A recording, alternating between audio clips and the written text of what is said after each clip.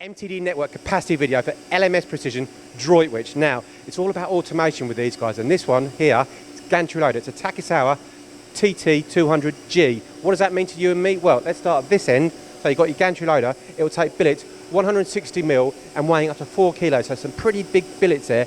Now the gantry loader will come in, pick those parts, take it up, across, down here, drop it into the first spindle. You've got 12 station turret in there.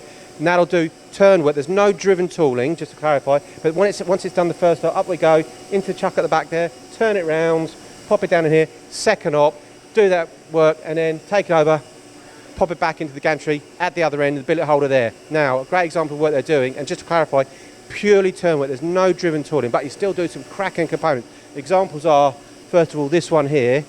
So, just take a look at that. Now, what I can showcase here, a lot of material removal. Now, the surface finish may not look great, but that's because it's being plastic coated. So that's a perfect finish for what they need. So a lot of material removal there, perfect for this type of machine. And the next part, now this, look at the finish on that. So a lot of material removal, absolutely perfect for this part. In it goes, second op, round we come. So that's a great example. That's on the Takisawa TT 200G LMS Precision in Droitwich.